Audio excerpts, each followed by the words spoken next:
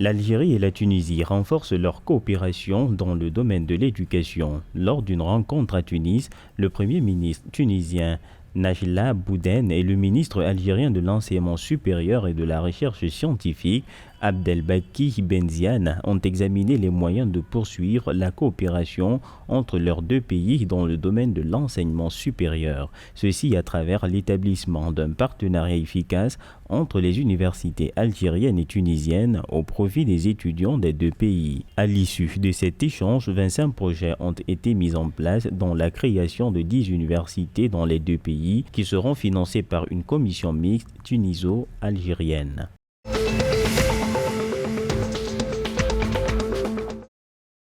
Le gouvernement égyptien accorde une augmentation de 13% des pensions des retraités. Cette augmentation sera appliquée à partir d'avril 2022 pour atténuer l'impact des crises économiques mondiales sur les populations égyptiennes. Le gouvernement annonce également l'ajout de 450 000 nouvelles familles au système de pension pour un coût annuel supplémentaire de 2,4 milliards de livres égyptiennes. Les citoyens disposant d'un revenu annuel inférieur à 30 000 livres égyptiennes seront exemptés d'impôts.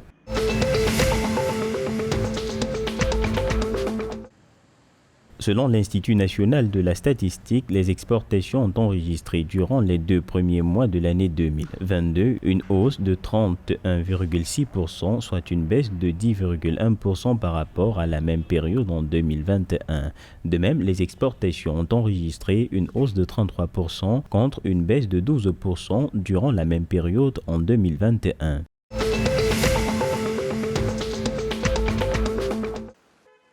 La compagnie pétrolière algérienne Sonatrach a décidé mardi 22 mars 2022 d'augmenter le prix officiel de vente de son pétrole en raison de l'invasion russe en Ukraine. Après la chute de la semaine passée, le baril de Brent a enregistré le 21 mars 2022 une progression de 7,12% et a atteint 115,62 $, soit son niveau le plus haut depuis une dizaine de jours, soutenu par les disponibilités d'un embargo européen contre le pétrole russe.